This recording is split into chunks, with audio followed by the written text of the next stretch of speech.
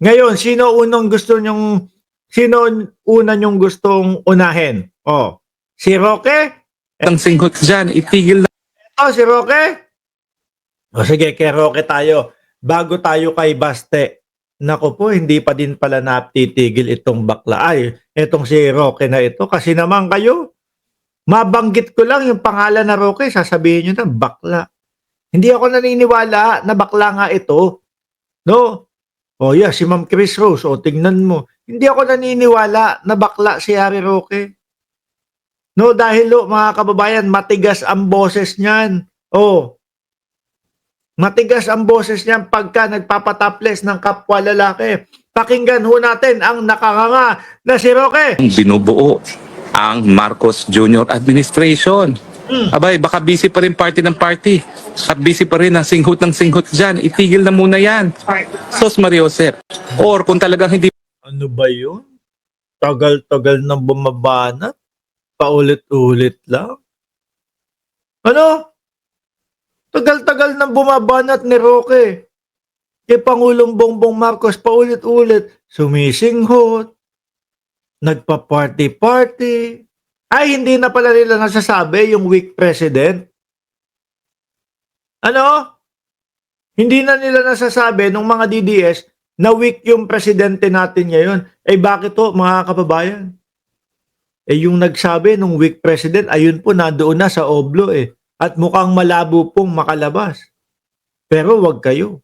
Nasa oblo na, pinag-aagawan pa. O di ho ba? O ituloy ko to mga kababayan, si Roque. mapitigil, talagang pumasok na sa rehab at ibigay na ang pamumuno kay BP Sara at Ano sinasabi dito? Mas mukhang ano nga eh, basag ang utak ni Inday Sara Duterte. Biruin mo ha, yung pinagtatanggol mo Inday Sara Duterte. Kami ho, hindi namin kayang sabihin. Yung simpleng tao, hindi kayang magbanta on air. Di ba? Nagbanta sa buhay ng Pangulo, asawa ng Pangulo, at pinsan ng Pangulo. Inilive pa. Oh. Di ba parang yun yung may sapak? Si Pangulo, ito oh, trabaho ng trabaho. Tuloy-tuloy lang. Oh. Di ba? panandalian habang tayo ay harap sa napakatinding pagsubok itong full-blown gera nga sa gitnang silangan. Hindi po biro-biro ito. In fact, kung ako si BP Sara, nako, it is a nightmare to take over government now na meron. Bakit naman, okay, nandoon naman sila. Di ba? Nandoon naman sila. Oh. Ito, yung problema naman sa gasolina, kahit papaano, resolve naman. Binibigyan pansin naman ng gobyerno ni Pangulong Bongbong Marcos. Full-blown war. Ano naman ang magagawa mo? Parang napaka-limited ng options mo. Lalo, ano gagawin ni Inday Sara Duterte? Baka puro ano lang yan, baka puro init ng ulo lang yan. Di ba?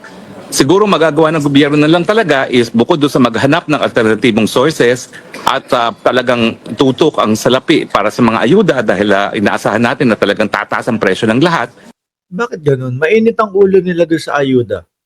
Base naman no, mga kababayan, doon sa Congress, maayos naman po. At merong kumbaga, naka-coordinate naman po lahat ng ayuda. Noong panahon no, na sila Bongo, sila Bato de la Rosa, ang nag-aayu-ayuda. O, AX, tupad. Naku, ang galing-galing ho, mga kababayan. No? Pero pag ibang tao na ho, naku, ang sama-sama ng ibang taong nag-aayuda. O, dumaan naman sa maayos na proseso. Yang pagbibigay ng tulong, bakit ang init ng ulo nyo doon sa pagbibigay ng tulong?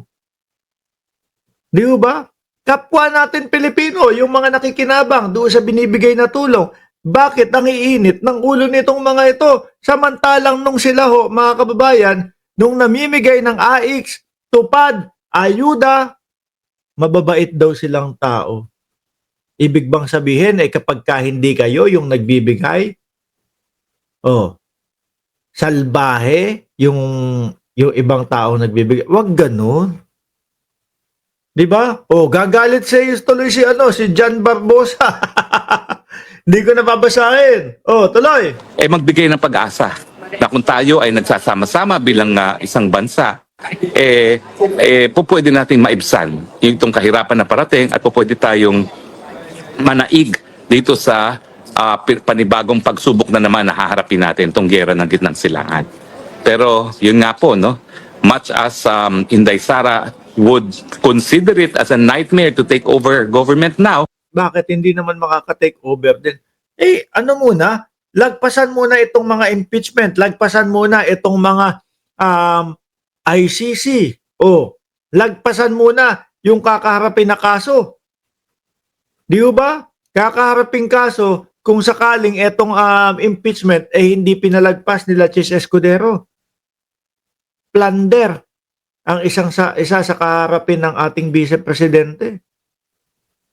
Di po ba? Sabi ni Henry Villa Sandoval, sobrang hambog, may 16 na mga dekalidad na abogado. Sasali pa siya. Si Marcoleta. siguro naman papayag siya. Mas mabuti naman po na pumayag na si Marcos Jr. temporarily. Pwede naman po hindi siya mag-resign kung ayaw niya mag-resign. Pumasok muna siya sa rehab. Kasi ayaw naman niya Puro ganun. Paulit-ulit, pumasok sa rehab. Naku po. Wala namang maipakitang ebidensya.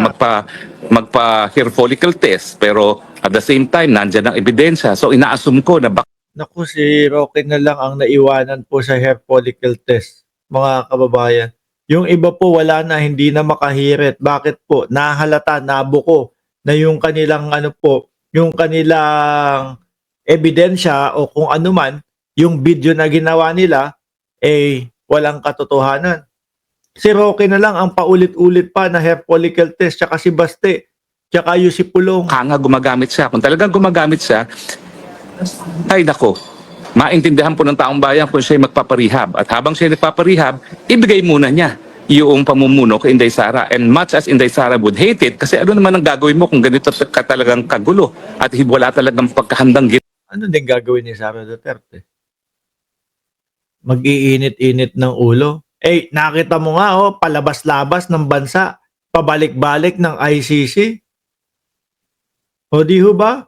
Puro nasa labas ng bansa si Vice Presidente, nakalimutan na yata na Vice Presidente siya. Gusto lang ni bakla. Sabi ni Wilson Barrera, gusto lang ni bakla na mapalitan na si PBBM kasi para makauwi na si bakla. Hindi, yan naman po talaga ang gusto nitong tao na ito No? Mapalitan si Pangulong Bongbong Marcos at pumalit si Sara Duterte, naku po mga kababayan. Baka sabi, Roque, halika na, uwi ka na, absuelto ka na. Tatandaan ho natin mga kababayan, mga boss chipamo sir, ito pong tao na ito, yan po, nasa harap ninyo, hindi po ako, kundi siya, ayan, wanted po ito. No? Hinahanap po ng batas natin ito, mga kababayan. Hinahanap po kasi may kaso na human trafficking si Roque. Diba? ginawa ang gobyerno, no? Kahit papaano, at least manawagan siya na magbayanihan tayo. At tayo naman lahat ay nananaig, no? Dito sa panibago na naman pagsubok na ating haharapin. Pero kung business Ano na naman yung pagsubok, Roque? as usual, nako, Pilipinas, fasten your seat.